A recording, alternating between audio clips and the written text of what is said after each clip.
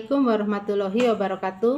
Tachahau, selamat pagi, selamat siang, selamat malam. Pokoknya selamat berbahagia kapanpun sahabat YouTube menemukan video Michan TKW channel ini. Terima kasih untuk yang telah subscribe, like, dan komenan. Dan saya tunggu untuk yang belum subscribe agar mau subscribe. Terima kasih. Oke, untuk video kali ini saya ingin membahas ini ya tentang PRT TKW tenaga kerja Indonesia yang bekerja di Taiwan. Kejadian ini pada tanggal 6 Oktober tahun kemarin ya, 2021. Dia itu namanya Mbak Castina, asal dari Indramayu. Jadi dia itu bekerja di Singapura itu ya sama orang Melayu. Dan nasibnya itu sangat tidak beruntung, kasihan banget dia ya. Jadi dia itu kalau pagi itu jam 5 itu udah dibangunin. Kalau dia enggak bangun atau gimana itu langsung dicipretin sama air katanya. Nah terus dia juga dikasih makan itu sehari cuma 1 kali. Misalnya ada keluarga majikan yang sakit, dia harus ganti rugi dengan motong gaji. Gila enggak itu? Katanya itu keluarga majikan itu sakit itu gara-gara dia itu pembawa kuman, pembawa sial. Jadi nasibnya itu kasihan banget ya. Dia itu ditemukan sama ada seseorang yang merekam dia, kebetulan dia lagi menangis di bawah tangga atau apa ya. Nanti saya kasih cuplikan videonya juga. Jadi dia itu direkam, ditanya kenapa, terus dia menceritakan sedikit katanya kan, terus ya kebetulan orang itu kan baik, terus mau menolong dia, melaporkan ke MOM, mengurus-ngurus dia juga karena dia itu diperlakukan sama sekali tidak manusiawi. Sehari dikasih makan cuma 1 kali sehari, kalau misalnya lapar atau gimana itu dimarahin habis-habisan. Jam 5 udah dibangunin, pakai air dicipretin katanya. Terus kalau misalnya majikan keluar itu dia dikunci di kamar karena takut kabur. Padahal majikannya itu orang Melayu loh. Jadi kan ya sesama bahasanya itu ya. Dan heran loh, di Singapura ini ya dari kasus yang saya ketahui itu yang banyak masalah itu kalau nggak sama orang Melayu, orang India. Di di agent saya dulu juga yang transferan itu kebanyakan itu dari majikan Malaysia dan majikan India. Mereka itu jadi nggak ada kurang kemanusiaannya. Jadi mereka itu menganggap kalau pembantu itu ya pembantu gitu. Kalau orang Cina ya ini pengalaman saya selama bekerja sama orang Cina.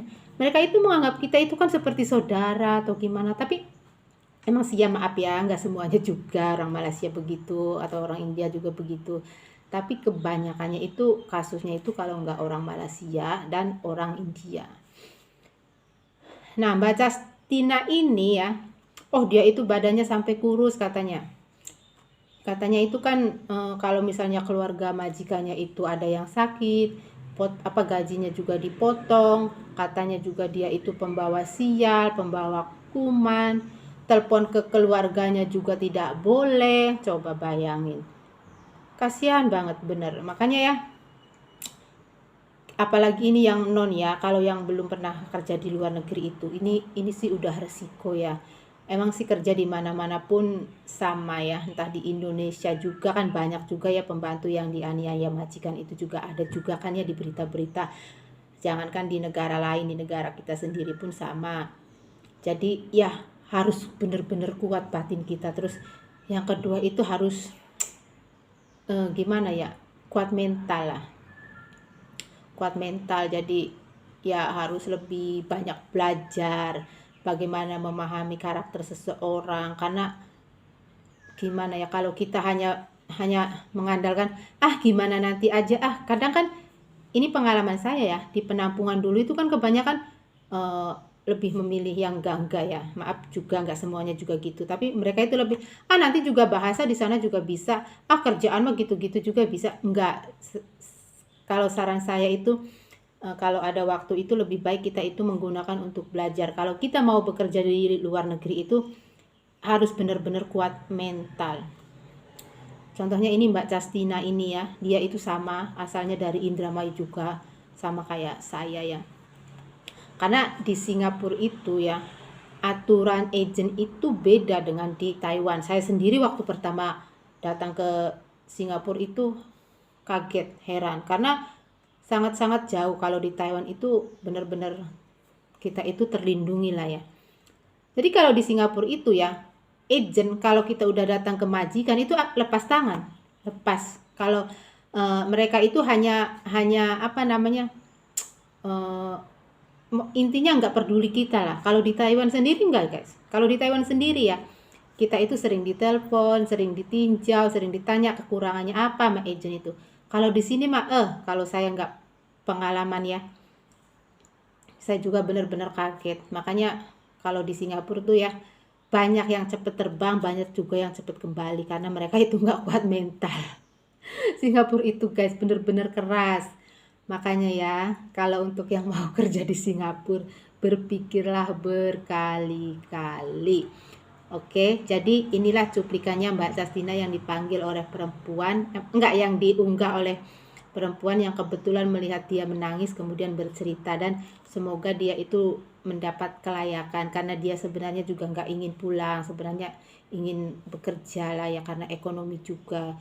Tapi kerja apa pindah majikan juga nggak boleh, kalau sehari dikasih makan sekali, kalau telepon juga nggak boleh. Jadi ya dia itu sangat tertekan. Kita doakan semoga dia itu mendapat kelayakan. Oke, ini sebagai cuplikannya. Awakmu jenis apa? Justina Justina dari Indramayu. Indramayu. Iki ya, anak ini dari Indramayu kerja di tempat saya ya. Ini kerja di sama orang mana? Melayu. Orang Melayu. Dia diperlakukan tidak manusiawi kan? Dikasih makan sekali sehari. Terus udah kamu cerita aja nggak apa-apa. Diomeli kalau mau makan lagi. Terus Nggak. bangun tidur juga tak cukup. Bangun pagi. Mesti bangun pagi jam 5, kalau lebih dari jam 5 diguyur pakai air atau enggak dihancam, dipotong gajinya. Kalau ada orang yang sakit, hancurnya saya, gajinya dipotong. Kalau ada orang yang sakit di mana maksudnya? Kalau keluarganya. Loh, kenapa kamu yang dipotong? Maksudnya apa urusan? Katanya saya pembawa kuman.